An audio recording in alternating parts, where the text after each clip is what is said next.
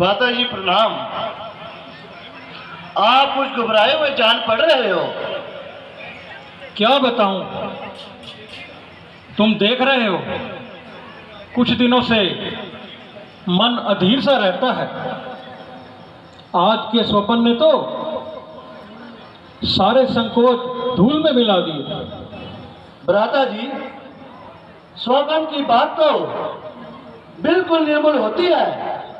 इस पर विश्वास बिल्कुल नहीं करना चाहिए। यह स्वप्न नहीं कहा जा सकता।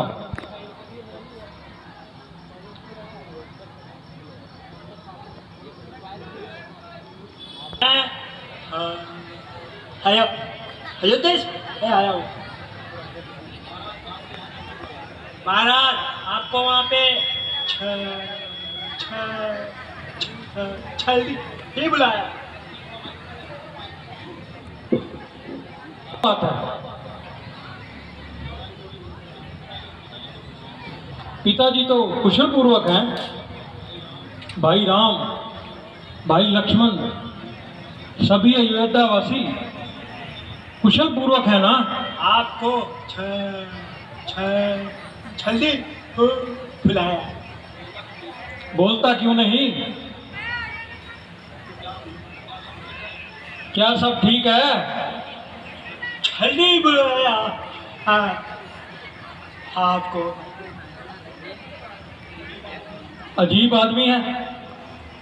मैं कुछ पूछता हूँ, मेरी बात का जवाब नहीं देता। आपको जल्दी ही बुलाया, बहुत जल्दी बुलाया।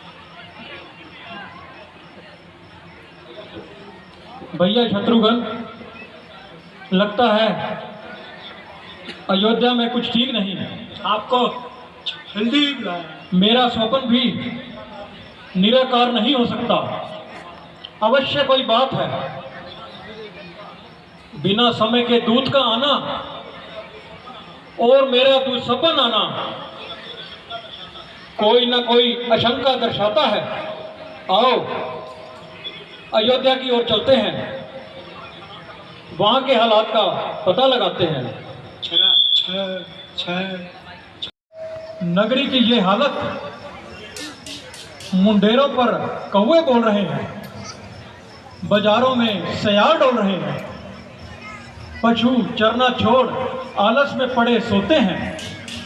जो कोई आता है चुपचाप प्रणाम करके चला जाता है, मानो किसी के मुंह में जुबान ही नहीं है या किसी से हमारी जान पहचान ही नहीं है।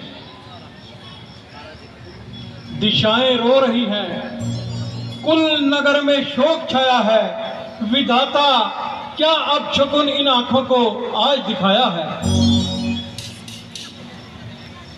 निस्संदेह भ्राताश्री, चारों ओर अशुगुन ही शुगुन होते जा रहे हैं, जो किसी भारी दुर्घटना का पता बता रहे हैं।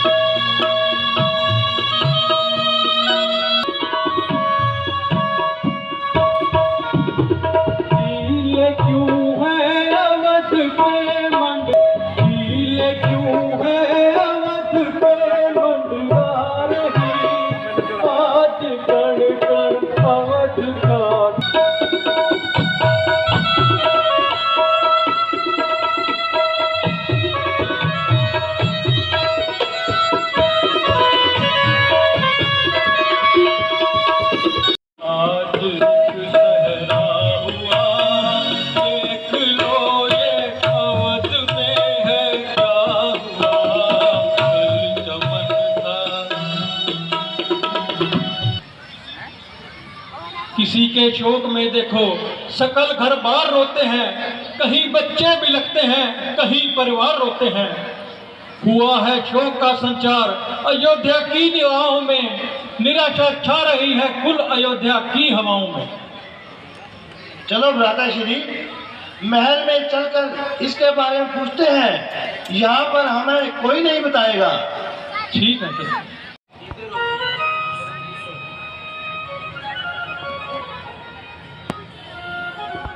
आओ मेरे नाथ।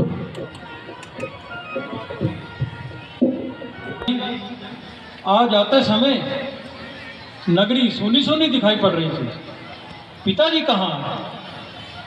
भैया राम और लक्ष्मण कहाँ हैं? बड़ी माँ, छोटी माँ, माँ सीता, कोई भी दिखाई नहीं देता। बेटा, पहले थोड़ी देर विश्राम करो, फिर मैं तुम्हें सब बताती हूँ। नहीं माँ, पहले मुझे बताओ। थोड़ा कुछ खाओ, उसके बाद मैं तुम्हें बताती हूँ। ये बहुत लंबी कहानी है। लंबी कहानी है? माँ सुनाओ। मैं उसे सुने बिना एक टुकड़ा भी नहीं खाऊंगा।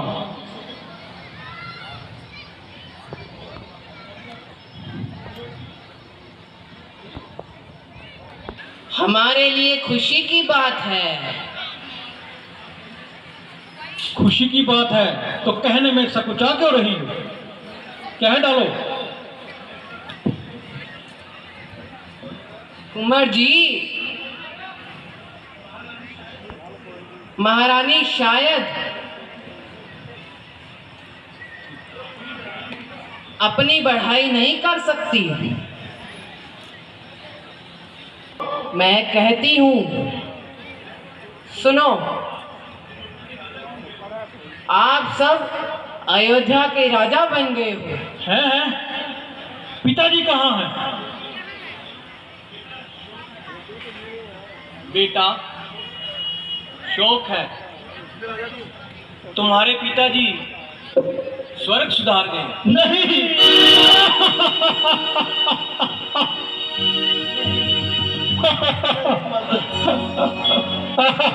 उठो बेटा, उठो।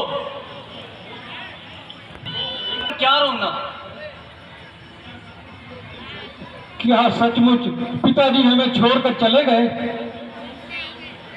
उन्हें ऐसा कौन सा रोग लग गया था जो मुझ तक खबर भी ना पहुंच सकी?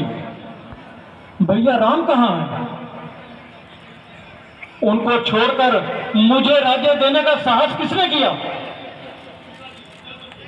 पिताजी चल बसे और भैया राम ने आके मुझे गले तक नहीं लगाया। दुख तो सिर्फ यही है, राम के कारण उनकी मृत्यु हुई। राम के कारण? राम से ऐसा कौन सा पाप हो गया था? में तुम्हारे लिए राज्य और दूसरे वर में राम के लिए 14 वर्ष का वनवास। वनवास? वनवास?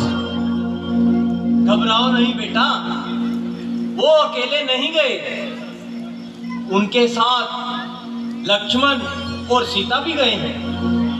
क्या क्या कहा? माता सीता और लक्ष्मण भी साथ गए हैं? हाँ बेटा,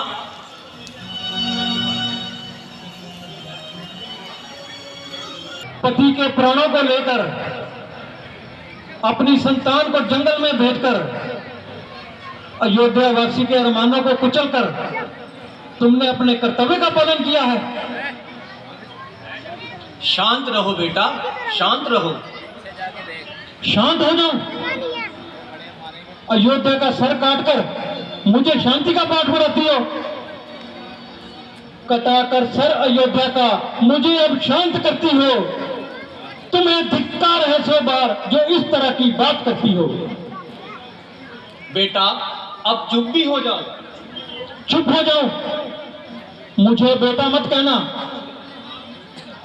ना मुझको लाल तू अपना बनाकर यूं कलंकित कर, परे हो दूर हो राक्षस कहीं पापों का प्रायश्चित कर। ना बेटा है भरत तेरा, भरत की ना तू माता है, तेरे दुष्कर्म से टूटा माँ बेटे का नाता है। राजा बनाती हो जलाकर आन बाण अग्नि का, मेरी मुस्कान चाहती हो। तुझे धिक्कार है जो 100 बार, जो बेटे के खातिर जुबा से चाट अपनी मांग का सिंदूर खाती हो। बेटा,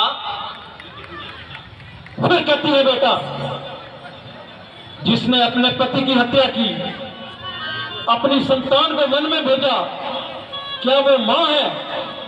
वो मां नहीं हो सकती, राक्षसनी है, राक्षसनी।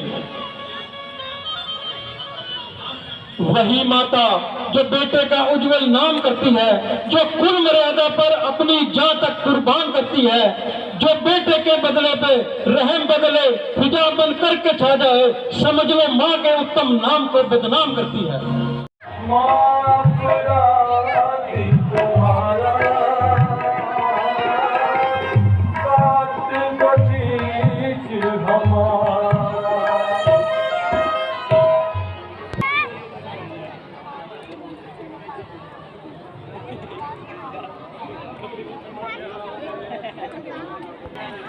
प्यारे तुम्हारी राह देखते देखते सारे निकल पड़े भैया को ढूंढने, हम सारे निकल पड़े गलियों में को ढूंढने, सारे निकल पड़े भैया को ढूंढने, हम सारे निकल पड़े भैया को ढूंढने।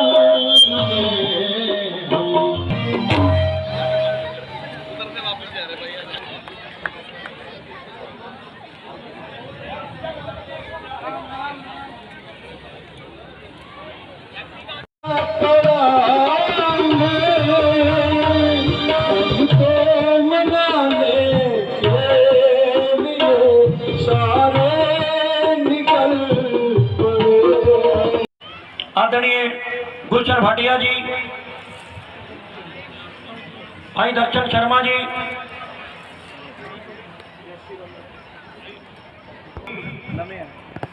हमारे प्रिय विधायक जी के साथ मंच पर आए।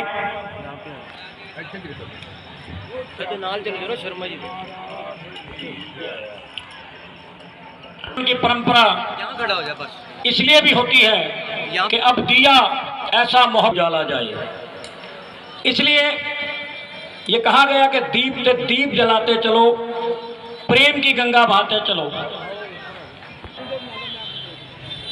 नित्य प्रति हल्के और क्षेत्र की उन्नति, तरक्की और विकास के लिए सोचने वाला एक महान व्यक्तित्व आज रामायण के मंचन के मंच पर सभा और सभी कलाकार व आप सभी जहां पर भी बैठे हैं, जोरदार तालियों से अभिनंदन करें।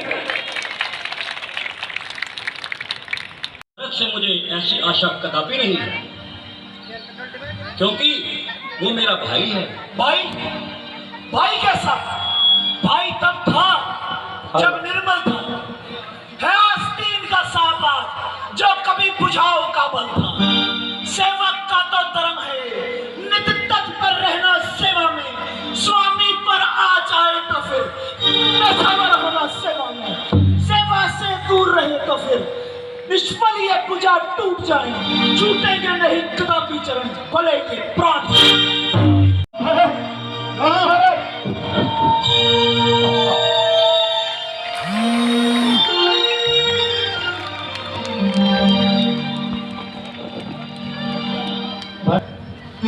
कैसे हो भाई?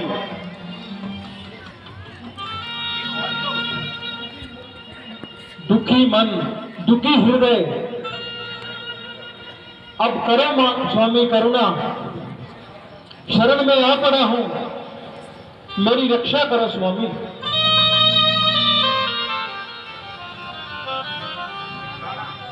तुम्हारी आँख में आंसू मुझे महसूस होता है। तुम्हारी आँख में आंसू मुझे महसूस होता है।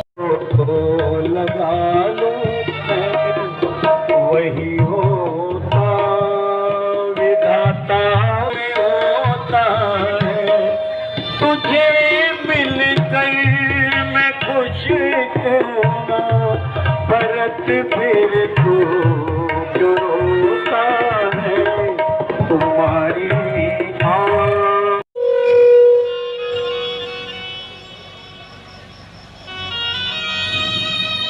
प्रणाम गुरुदेव। भैया शरण करो।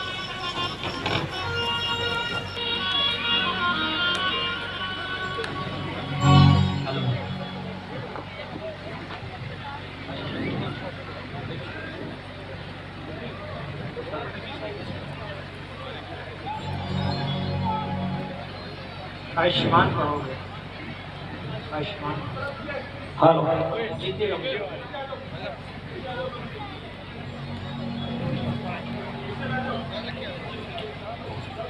राजा आपके बिना सुनी सुनी है।